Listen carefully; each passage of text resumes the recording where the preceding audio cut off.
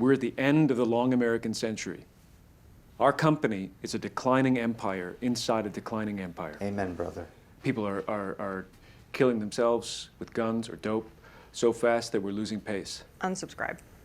Hey guys, Pete here. This is my breakdown of Succession Season 3, Episode 2. There's a lot to talk about with Kendall trying to make his case to his siblings, all in the shadow of their father who can turn everything upside down just by sending a box of donuts to their tea party. They're probably safe to eat, but act as a poison, reminding everyone of Logan's power over them, even when he's thousands of miles away. As a quick warning, this video will contain spoilers if you haven't watched Mass and Time of War yet. And with that out of the way, let's get into it.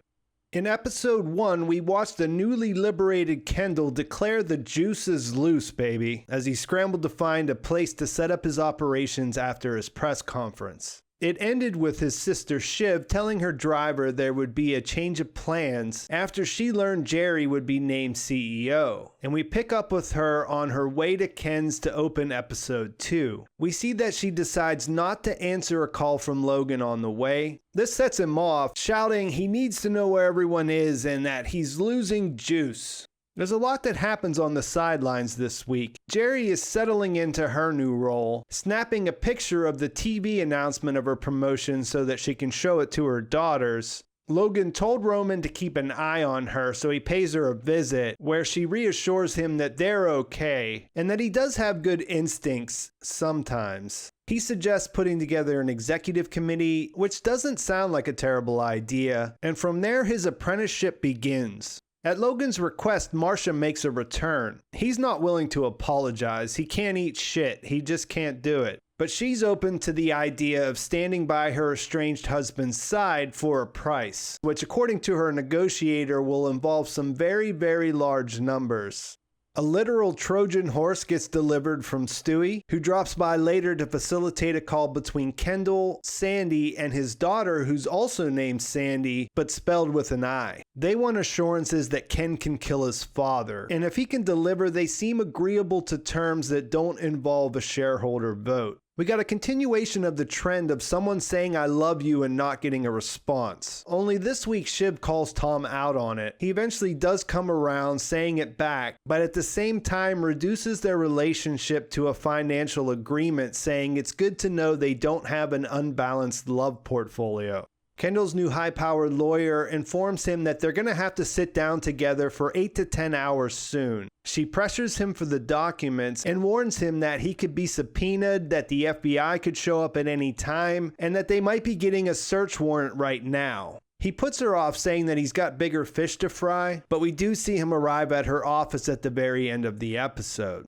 Greg, on the other hand, is very focused on his legal matters. He doesn't really want to go to Congress again. He's kind of too young to be in Congress so much, you know? He consults his legal connections, a first-year law student, and then he gets spooked when a lawyer who says he's been sent by Gerri shows up at his front door. Getting pressure from both sides, from the company and Kendall, he decides to turn to his grandfather Ewan, who agrees to help him, but then when they go meet the lawyer, it starts to feel like Gramps has his own agenda in doing so. The lawyer tells him they're going to expose the structural contradictions of capitalism as refined in the architecture of corporate America. And Greg, of course, he just wants to stay out of trouble if that's not too selfish, and it's going to be really interesting to find out what he's got himself into. While all of this was put together well and important for how things are going to develop, this episode was really about Kendall getting all the Roy children together and his attempt to get one, if not all of them, on his side to try to finally take his father down.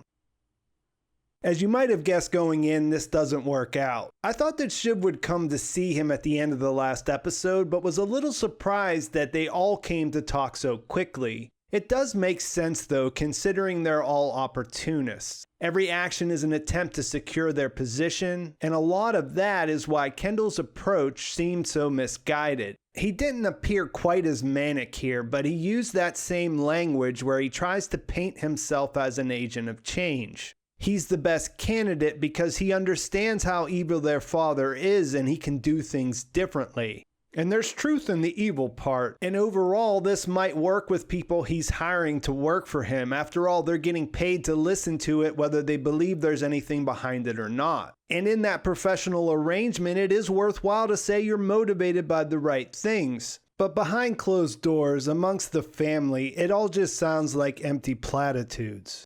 To be sure, there are a couple of different things going on here. For one, none of the Roys actually care about making a positive change to the culture of their company. Not enough to put themselves at risk anyway. Connor seems the most receptive, but it's hard to imagine him following through with any decisions that would go against Logan. Roman is the most honest. He flat out admits he doesn't care. And as Kendall pointed out earlier in the episode, Shiv likes to tell herself she's a good person, but she's not. And all of that is beside the point because everything Kendall's saying is just a way for him to feel justified in trying to take over the company. You see that on display after things fall apart. None of what he's saying to his siblings after they turn him down line up with what he's supposed to be standing for, especially with the way that he goes after Shiv. There are real issues there, real crimes involving marginalized people that no one's ever going to get in trouble for. Ones that Kendall and Connor both willingly admit that they know about. And seeing the Roys tear into each other, the way they go after the people closest to them, tells you all you need to know about how much they care about the victims of their company's crimes.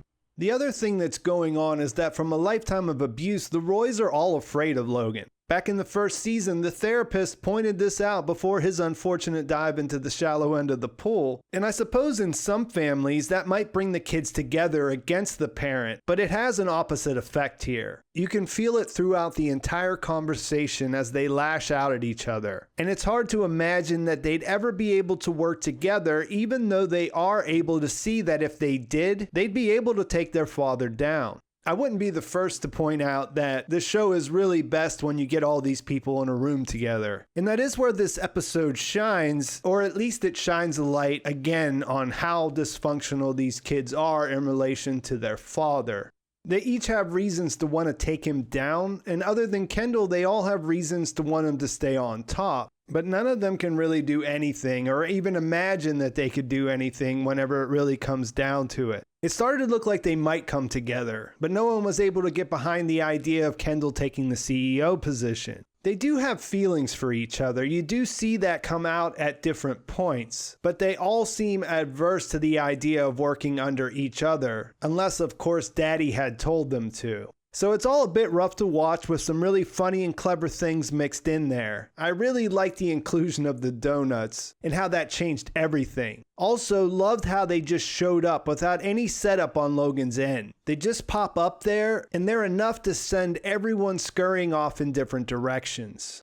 At the end, Logan returns to the States and they arrive at the airport where they're photographed by paparazzi. Marcia isn't there, so I guess her deal hasn't been finalized yet. Logan walks right past Gerri like he doesn't see her, and he has Tom move to the front so he can sit in back with Shiv. After saying he was disappointed that she didn't meet him with a hug on the tarmac, he offers her the position of president, which sounds like something he made up for the occasion to give them some credibility going into the shareholder vote. When she asks if that means she's a mascot, he sounds sincere in saying that she'll have some power. She'll be his eyes and ears, but wearing a full chemical and biological suit going by the name of Gerri Kelman, which hints that she'll be the one pulling the strings following his orders. So Shiv will be there for Logan, Roman will be there with Gerri, and Kendall is on his own. It all comes down to the fact that Logan is much better at all of this, and even if it's just fear that is keeping everyone in line, he definitely looks like he's winning the war at this point. This was a fantastic episode, and I can't wait to see where they go from here. As has become standard, there was a ton of tension, and I thought they did a great job tying things together on the outside, on the edges, away from Kendall's daughter's room. You know, nothing too histrionic or meretricious. A lot of little details and of course an abundance of great lines, and it's nice to see that everyone's back in the same place. There was no Rava or Naomi in this episode, and it makes you wonder how long Kendall can continue to operate out of his ex-wife's house. As I mentioned earlier, he does go to Lisa's office at the end of the episode. When he brushed her off earlier, I started to question if he was trying to hide something, but Greg seemed to confirm that he did come through with the documents when he was trying to sound like he didn't know anything about them on the phone with Tom. I feel like having those two split up and Tom away from Shiv has been taking something away, and I'm looking forward to seeing them back together. And I think that's a good place to leave things. Let me know in the comments what you think, what you thought of the episode and where you think things are going. And how about them donuts? Stop looking at the fucking donuts. Please like this video if you enjoyed it. Please subscribe to my channel if you haven't already. And thanks for watching. I'll talk to you soon.